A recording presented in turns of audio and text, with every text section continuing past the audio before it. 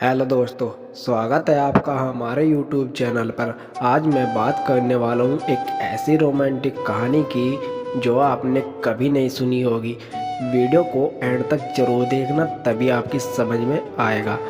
Please अगर आप हमारे चैनल पर नए हैं तो प्लीज़ हमारे चैनल को सब्सक्राइब कर दीजिए और बेल आइकन को भी दबा दीजिए। तो आइए आज की है रोमांचक स्टोरी शुरू करते हैं। एक दिन खाली बैठे मैंने फेसबुक पर एक अनजान आदमी को फ्रेंड रिक्वेस्ट भेज दी, जो देखने में बहुत हैंडसम था। उस आदमी ने उसी रात फेसबुक पर मेरी भेजी फ्रेंड रिक्वेस्ट एक्सेप्ट कर ली। तुम्हें पता है कि तुम इस साड़ी में कितनी खूबसूरत लग रही हो, उसने मैसेज किया। थैंक्स, मुझे भी तुम्हारी डीपी अच्छी लगी। इसी तरह हमने बातें करनी शुरू कर दी। मुझे पता था कि वह 39 साल का शादीशुदा आदमी है, जो 2 बच्चों का बाप भी है। इन सब चीज़ों के बाद भी हमने अपनी बातें शुरू कर दी। इतना ही नहीं, हमने अपना नंबर भी एक दूसरे के साथ बदल लिया। देखते ही देखते हम एक दूसरे के करीब आ गए और एक दूसरे के बेस्ट फ्रेंड बन गए। फेसबुक पर हम एक दूसरे के साथ बहुत ज़्यादा बातें करने लगे और सोशल मीडिया पर ज़्यादा से ज़्यादा समय बिताने लगे। दूसरी ओर उस आदमी को लगने लगा कि हमारे करीब आने से, इतनी बातें करने से वह अपनी बीवी से दूर जा रहा है। वह अपने बच्चों के साथ दूसरे स्टैम में रहती थी। वह मुझसे बोलता था, अभी पता नहीं, मैं सारा दिन तुम्हारे बारे में ही सोचता रहता हूँ।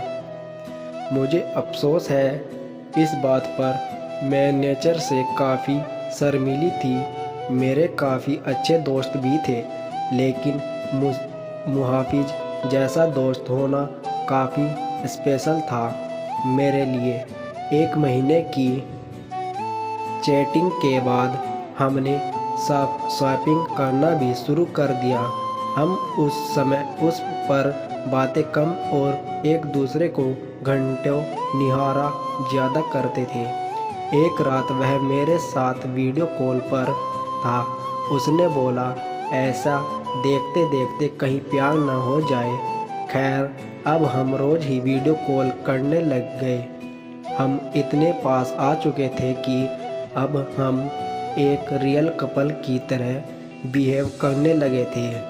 हम रोमांस करते, एक दूसरे को चिढ़ाते और थोड़ी लड़ाइयाँ भी करते। कहने का मतलब था कि एक 17 साल की लड़की और 39 साल का आदमी से प्यार हो गया था। जिस तरह से प्यार की कोई उम्र नहीं होती, उसी तरह से हम दोनों को भी अपना रिश्ता बिल्कुल गलत नहीं लगा। हमने नहीं लगा कि हमने कुछ गलत काम किया है। इसी दौरान इसकी बीवी और बच्चे इससे मिलने आए, पर वह फिर भी मुझसे बातें किया करता था।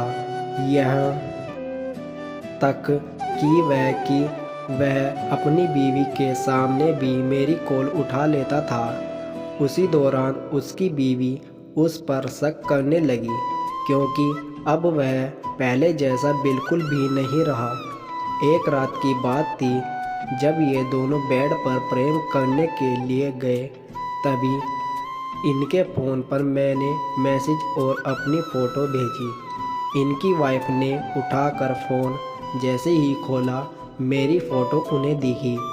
उसकी वाइफ ने कोई रिएक्शन नहीं दिया, बस मुहाफिज को जोर का थप्पड़ मारा और रोने लगी। 3 दिनों के बाद वह घर छोड़कर चली गई। मुझे उसकी वाइफ के लिए काफ़ी बुरा लगा, इसलिए मैंने उससे कई दिनों तक बातचीत बंद कर दी। उसकी वाइफ के जाने के बाद हम फिर से मिले और हमने लॉन्ग प्लान बनाया। उसी शाम उसने मुझे प्रपोज किया।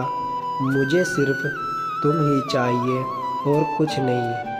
अपनी जवानी में मैं काफ़ी सारी लड़कियों से मिला, पर तुम ही एक ऐसी लड़की हो जिसने मेरा दिल चुराया है।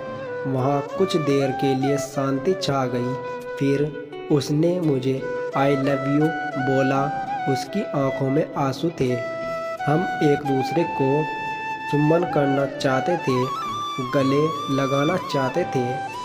दूसरे दिन मुझे एक मैसेज मिला जिसमें उसने लिखा था, है डार्लिंग आई लव यू, लेकिन मेरा परिवार भी है, मेरी कुछ ड्यूटीज़ भी हैं। यह मेरा तुमको आखिरी मैसेज है। मुझे प्लीज़ कॉल या टेक्स्ट मैसेज मत करना, मैं तुम्हें ब्लॉक कर रहा हूँ। मुझे ऐसा लगा कि मानो मैं शादी के बाद विधवा बन गई हूँ। मैं बुरी तरह से टूट चुकी थी, काफ़ी परेशान थी।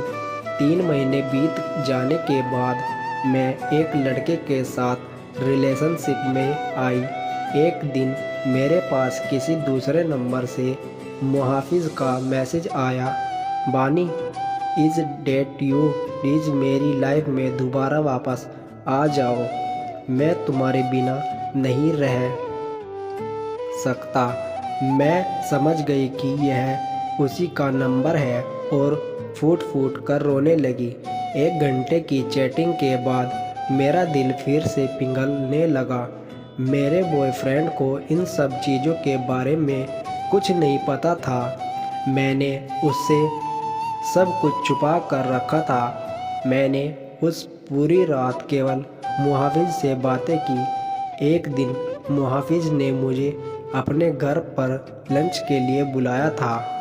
मैंने हाँ कर दी और चली गई। घर जाकर मैंने देखा कि वह खाली था और वहाँ केवल मुहाफिज के कोई नहीं था। उसने मुझे अंदर बुलाकर फ्रेश होने के लिए बुलाया। उसने ढेर सारी बातें की और खाने की टेबल सजाई। मेरे लिए यह सब नया था। मैं केवल इधर उधर देख रही थी। तभी अचानक मैं जैसे ही पीछे मुड़ी, उसने होठ मेरे होठों पर थे। हम एक दूसरे को चुंबन करने लगे। मैं भूल गई वह कौन है और मेरी उम्र कितनी है। वह पहला टाइम था जब मैं किसी के साथ प्रेम कर रही थी, वो भी ये जाने कि हमने प्रोटेक्शन ली है या नहीं। तभी मुझे दर्द का एहसास हुआ और मैंने अपनी ज़िंदगी उसे दे दी जिससे मैं बेहद प्यार करती थी।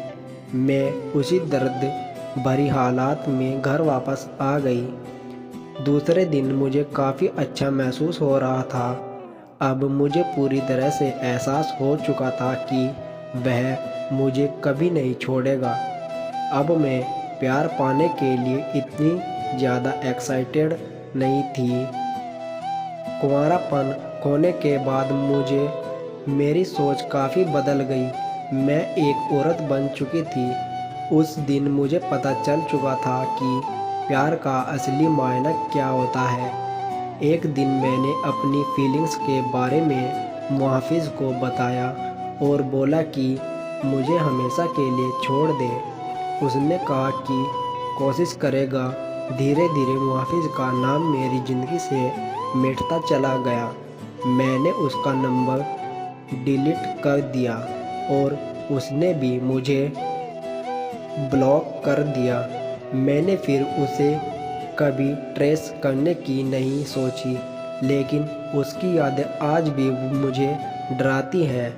मैं खुश थी कि मैं इस अजीब से लगने वाले रिश्ते से बाहर आ गई, लेकिन आज भी वह आदमी मेरा पहला प्यार रहेगा। मैं भगवान से दुआ मांगती हूँ कि मुझे जब भी कोई दे तो वह एकदम मुहाफिज जैसा हो। तो दोस्तों, आज की यह स्टोरी कैसी लगी हमें कमेंट सेक्शन में ज़रूर बताएं। और प्लीज़ अगर आप हमारे चैनल पर नए हैं तो प्लीज़ हमारे चैनल को सब्सक्राइब कर दीजिए और बेल आइकन को भी दबा दीजिए। धन्यवाद।